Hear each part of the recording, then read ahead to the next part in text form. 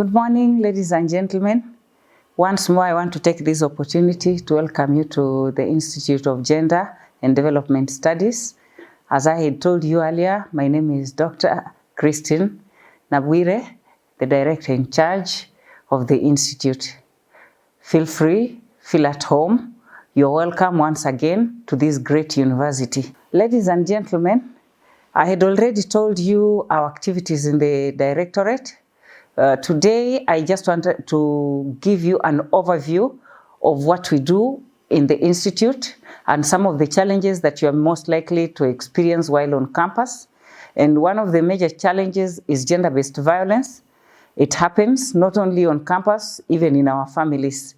So today, I just want to give you a small understanding, a backdrop on what gender-based violence is, how to identify it, and the mechanisms you can follow in case you find yourself in a similar scenario. Okay, ladies and gentlemen, as part of self-awareness on the youths, I want to discuss a very important topic entitled Gender-Based Violence on Campus. It is an aspect that will guide you and will help you as you live on campus. What is gender-based violence? Basically, gender-based violence, or in abbreviation, it's called GBV, is a major public health, equality, and human rights issue. It covers a spectrum of violence and abuse committed primarily, but not exclusively, against women by men. We also have women who practice gender-based violence against men. This includes, but it's not limited to, domestic abuse, rape, and sexual assault. And we are the university being a dynamic, multisectoral area, you're going to find that you encounter a number of people who are also perpetrators. The United Nations Convention on the Elimination of All Forms of Discrimination Against Women defined the term gender-based abuse as any act of gender-based violence that results in or is likely to result in physical, sexual, or emotional harm to the victim. At times, we also have it as psychological harm, and it induces suffering to the women. And for this matter, I'll say it's not only women, it also men are not left behind. As we know right now in the society, the boy child is under siege. In fact, he is the one who is mostly suffering in silence. Now, gender-based violence includes threats of such acts, coercion, or arbitrary deprivation of liberty, whether occurring in public or in private life. An abuse is an abuse. And what I'll tell you, my boys and girls, don't keep quiet if somebody is threatening you by virtue of your gender. Come out and speak. This definition encompasses also rape, torture, mutilation. We've had where students have had parts of their bodies mutilated, sexual slavery. Others have been subjected to sexual coercion, forced impregnation, and murder cases. And it distinguishes male perpetrated violence against women from other non-gender-based forms of violence. So when we talk about gender-based violence, there is forced impregnation of students. Some young men will insist you give them a child. After you've gotten pregnant, they take a bit and run away and leave you to nurse the child alone. That is forced impregnation, and that is gender-based violence according to us. In case you find yourself in such a scenario, just as Joy has told you, feel free to come and talk about it. Gender-based violence has been recognized as a global public health and human rights problem that leads to high rates of morbidity and mortality. So do not keep quiet if you find yourself in a scenario where some kind of violence is being meted upon you. Your life is very dear. We want you to graduate in one full form and exuding energy. This also could lead to even gynecological problems, especially in cases of rape. And if you find yourself you've been raped, do not keep quiet. Report immediately to the gender desk so that or go to the security or to the health center. Because of rape, you can find yourself getting sexually transmitted infections, And this can result into depression also, because there is what we call post-traumatic stress disorder. People who have gone through rape, they experience a lot of fear, a lot of hallucinations, and some even tend to commit suicide. So if you find yourself in such a scenario, I still emphasize, do not keep quiet. Much as it looks embarrassing, it may lower your self-esteem. Come, we talk about it. There is help, there is room, but much as you can be able to avoid it. Now, I just want to itemize types of gender-based violence. There are various forms of gender-based violence. One is physical violence. Somebody can hit you, nangumi. We also have, it can be domestic violence for those who are married while on campus. And this one, when we talk about domestic violence, it mostly emanates from intimate partner violence. These ones, it could be your boyfriend, it could be your husband who has come to visit you. And if you find yourself like that, do not keep quiet. When we talk about intimate partner violence, it encompasses also rape. We also have date rape. You've gone to visit your boyfriend and he forces you to have sex with him without your consent. That is rape. All forms of sexual penetration without consent, irrespective of gender, that is rape. So do not color it with any other word. We also have sexual assault, where you can have somebody even assaulting you through anal sex or whatever form by force. Feel free to come and talk about it. We'll ensure that confidentiality is enhanced. Then under gender-based violence, we also have what we call sexual harassment. What is sexual harassment? Sexual harassment includes unwelcome sexual advances, requests for sexual favors, maybe in exchange for food or academic, or a ride by motorcyclists, and other verbal or physical harassment. You can find even somebody tells you, uses a sexual gesture to you that is not unwelcome. That is sexual harassment. Now, one thing you need to know is that Kibabi is an equal opportunity for every gender. So do not feel harassed, do not feel intimidated. You have a right to be in Kibabi University. Whether you are a female or you are a male or you are a person living with the disability, do not allow any form of deprivation of violence to be meted on you because the way of your personal make. You have a right to be here. Now, when you find yourself in a scenario, especially for ladies, people giving negative comments about women or a group that that has sexual undertones, that is sexual harassment, and do not condone it. Although sexual harassment has laws that usually cover it, things like teasing, they are not brought into public. Even offhand comments, or generally just somebody brushing your breasts or touching your behinds, they are unwarranted touches that just look uncouth. Do not tolerate them. You have to stand up and you tell the person in a very calm manner without becoming emotional, tell them stop. They do not go beyond this. You need to also set what we call personal boundaries and personal space. Now, what does sexual harassment look like? Sexual harassment can occur in a variety of circumstances. The harasser can identify with any gender and have any relationship with the victim. It can be a very close relative that you know, a very close friend. It can even be a female to a female. We also have fellow females who also try to finger and also fondle their colleagues. These are lesbians. If you are uncomfortable with those kind of touches, do not tolerate them. So when it's being directed unto you by a peer or a colleague, or it could be a member of staff, maybe for a member of staff, you can you come and maybe give what Joy has talked about, the anonymous call, and we'll be able to come out and help you. Some forms of sexual harassment, they also make the environment even on campus, very uncomfortable. So at times, you know, there are some people who can harass you until even going to class becomes a problem. Because maybe there is a colleague or a fellow student who is asking for sexual favors, and you find you cannot condone, and they start stalking you around.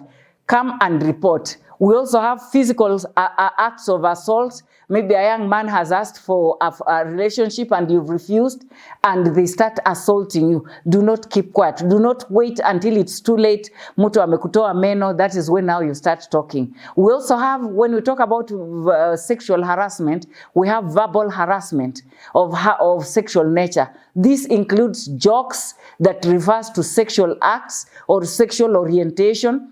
You see, even there are some signs somebody makes to you, make you feel uncomfortable. They even reduce your self-worth. Do not condone those ones. There are those unwanted touches. Somebody pretends they are picking a book and they brush their hands on their breast, or another one hits you on your bums or on your behinds. That one is also a form of sexual harassment. And some people can even start fantasizing about you, and they start behaving very inappropriately, especially in the lecture halls. You see a gentleman or a lady is sitting very close to you in a way that is making you uncomfortable.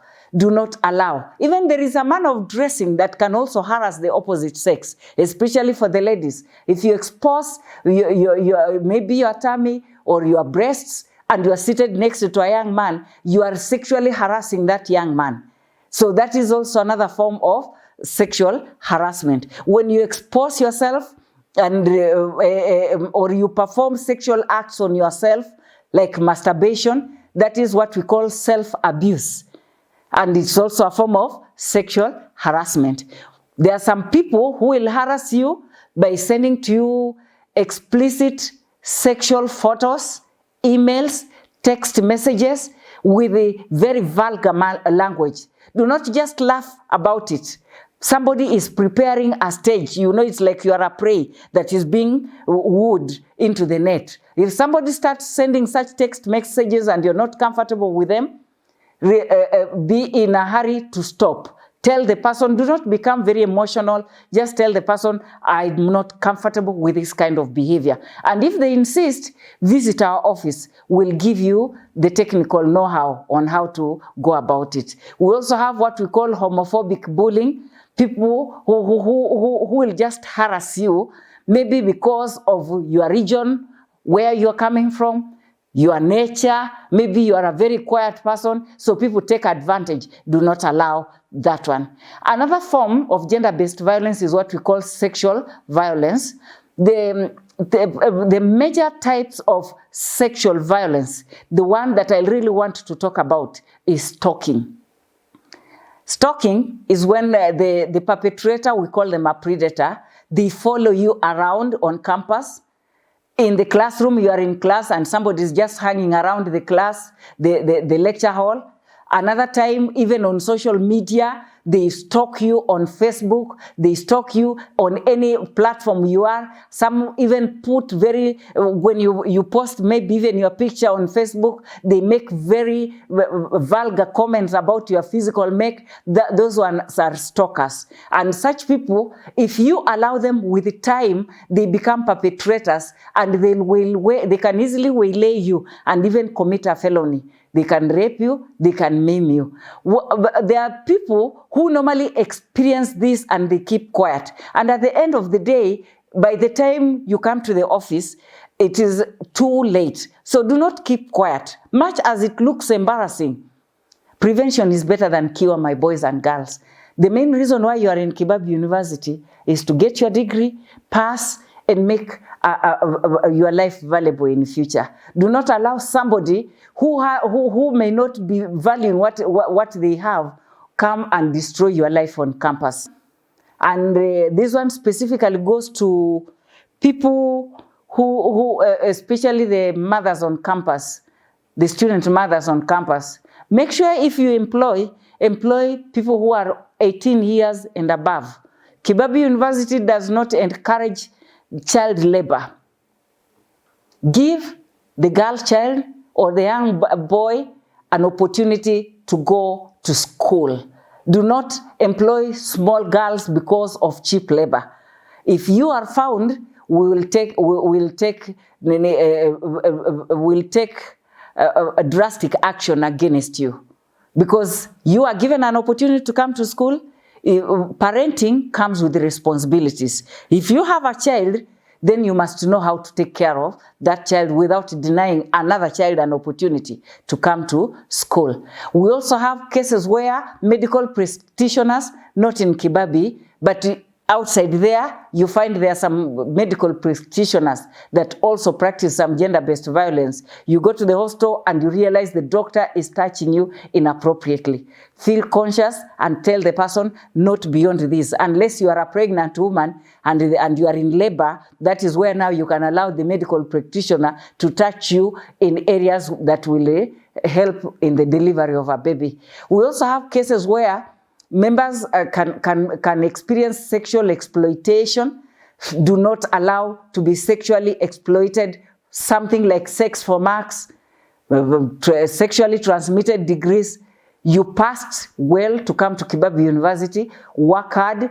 Go to the library and read. Do not use shortcuts to get your degrees, because when you go outside there, you will need that knowledge to practice it in the field.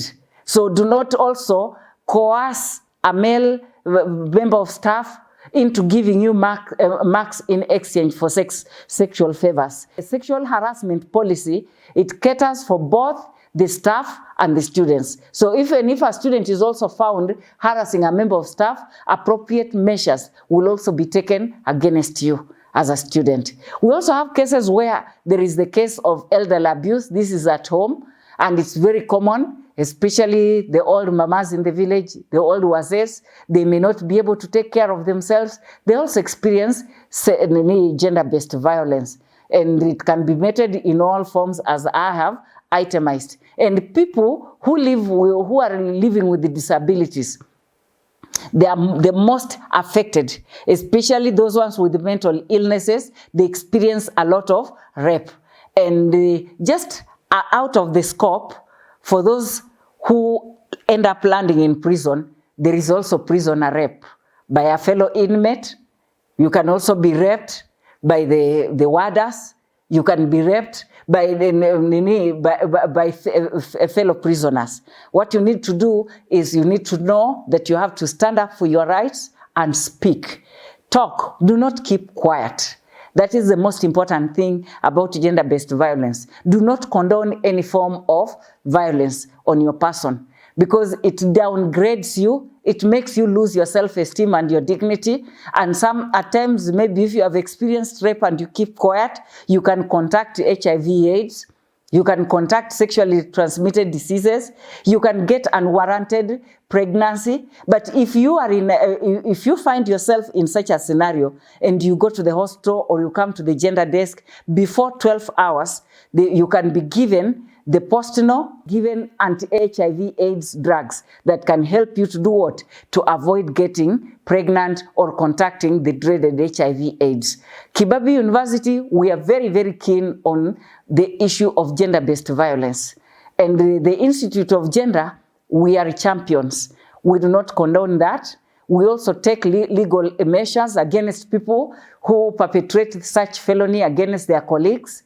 If you find somebody, maybe a boyfriend, comes and beats you in the middle of the night, forces you to wake up to cook for them past 1 in the night, you did not come to Kibabi University to cook for anybody. You came to Kibabi University as a student. That is the most important thing. There is also another form of gender-based violence that is called psychological violence.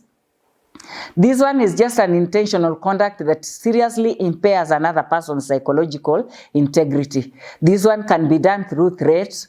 Others, they go and start talking ill of another person.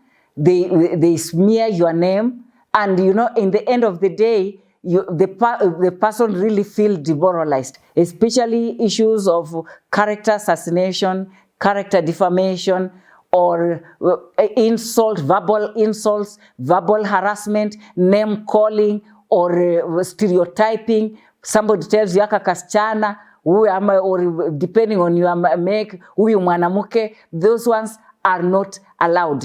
And under gender-based violence, there is also what is called neglect.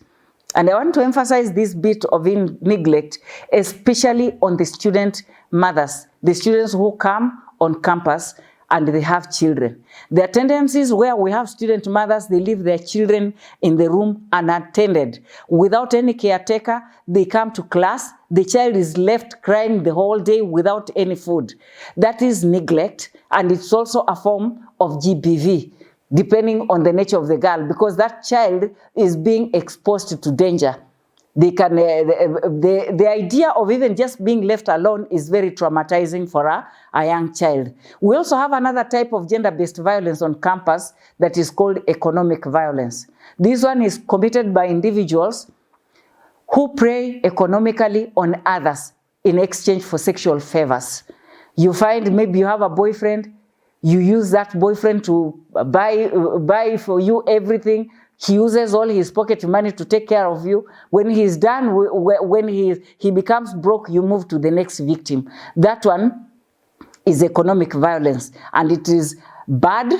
It is not the best way to take care, to handle a comrade. Because remember, in Kibabi, we are one very big family. When you live here, for the next 4 or so years that you are going to be here, these are the sisters and the brothers that you have. Treat them with respect, just the same way you would treat your brother at home. Let nobody tell you that now the university is an adventurous ground. You just treat somebody. You don't know where you're going to meet that person in the future. Be very, very careful. Be careful, because as we'll move on to the employment arena, you will find that there are people there who, there is somebody maybe you are within college, and depending on how you related with this person, the person can help you or it can become very bad. I just want to give the 3 causes of gender-based violence as I finish. One of the major causes of gender-based violence are harmful gender norms, gender stereotypes, and gender also cultural norms. Women belong to the kitchen. Girls are supposed to be used. Men are this. You know, there are those stereotypes that come. And you know, as a result of your attitude or the way you are raised up towards a certain gender, you find yourself handling somebody in an unjustly manner. We also have hunger on campus. As the time progresses, you'll realize that your money or your pocket money dwindles, and it's very easy now for you now to be exposed. You become, a student becomes vulnerable, so for somebody to take advantage of them in exchange for money or maybe for financial gain. And also another bit that can cause gender-based violence is when there is unrest on campus, which I pray it should never happen, because you find now, especially the ladies and the people living with the disabilities, they are really, really disadvantaged. So my prayer is that as you come to Kibabi University, make Kibabi University a place to be. Make the environment conducive, that you'll enjoy staying on campus. The effects of this gender-based violence, at times they are life-threatening. Can cause death. It can cause an irreparable injury. It can cause a permanent disability on a person. We've had cases where students have lost parts of their bodies. It can cause illnesses in a person. And also it brings about emotional and psychological trauma. So if you are a bully, please, I pray to God that you do not perpetrate it in Kibabi University. If you find yourself in such a scenario, do not keep quiet. Come and report. We are there for you. That is why the Institute of Gender is there. We are there for you. We'll help you. Do not commit suicide. Do not walk in shame and in depression and anger because of what somebody has done to you. There are mechanisms that we can follow to be able to help you. And with those very main remarks, I tell you again, welcome to Kibabi University. The Institute of Gender and Development Studies is the place to be. God bless you.